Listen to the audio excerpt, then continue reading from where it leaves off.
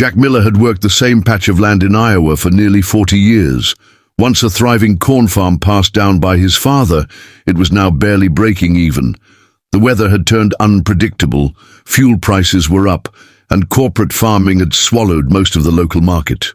Jack lived alone in a weathered farmhouse, his wife gone, and his son long moved to Chicago, chasing a tech career far from dirt and tractors. That morning started like most others. Quiet, grey and heavy, Jack sipped black coffee on his porch, staring out over the mist-covered fields, when a strange sound broke through the morning calm. It wasn't thunder.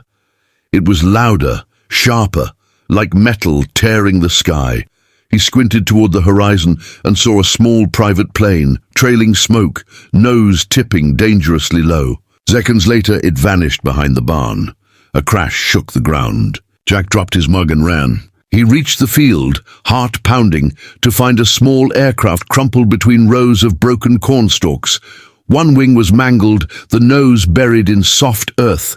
Flames licked at the engine, and inside the cockpit, slumped against the seatbelt, was a woman, mid-30s, unconscious, with a gash across her forehead. Jack yanked open the door, careful of the smoke and broken glass, and dragged her out just before the flames could spread.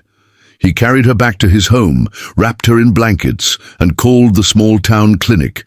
But lines were down after last night's storm. For the next 2 days, she drifted in and out of sleep.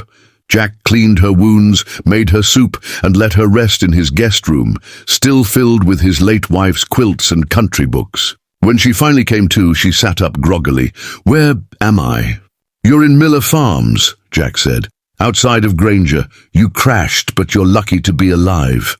She blinked, then nodded. "I'm Ava." "Just Ava. No last name, no details." Jack didn't pry. Over the next week, she helped out, feeding chickens, sorting tools, even driving the old tractor with his guidance. Jack noticed her polished nails, the expensive leather boots too clean for someone used to dirt. She moved with grace, like someone more used to airport lounges than muddy fields. At night, they sat on the porch in silence, watching fireflies rise from the grass. She'd laugh at his dry jokes, ask about the crops, and listen to his stories about the land, the storms, and the love he once had. Still, something about her didn't add up. Jack caught her once, staring at her wristwatch like it held a secret.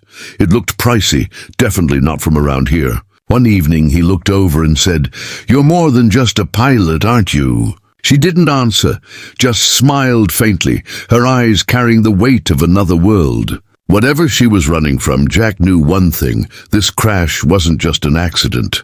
It was the beginning of something neither of them saw coming.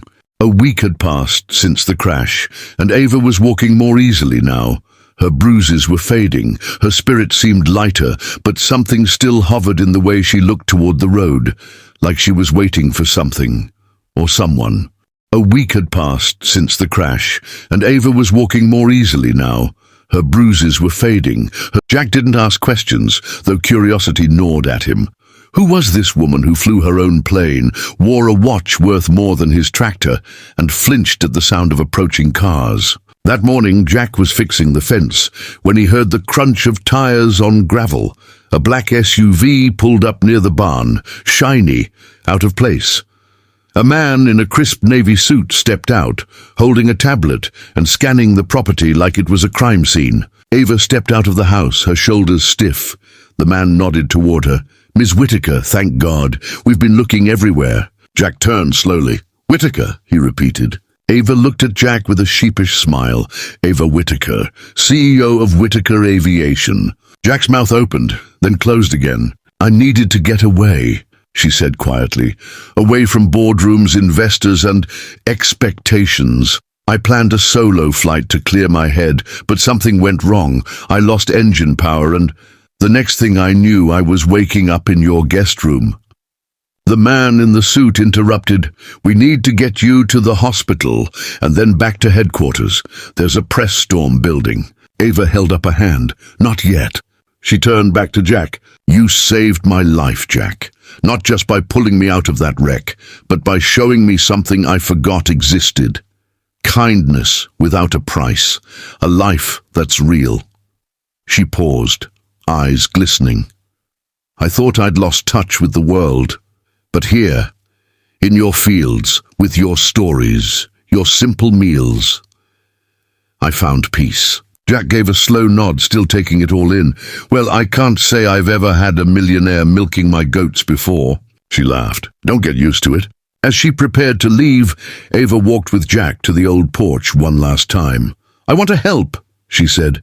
Not just you, but the town, the farms, the families struggling like you've been.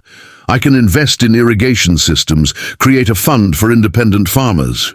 You gave me more than shelter. You gave me a second chance. Let me do the same. Jack looked at her, warmth softening his weathered face. All right, but if you're gonna come back here as a hero, don't forget, bring pie. And not that fancy city stuff. Real pie. She smiled wide. Deal. As the SUV pulled away, Jack stood watching until the dust settled. A smile crept across his face. That crash hadn't just brought down a plane. It had brought him a friend, and maybe, just maybe, a new beginning for them both.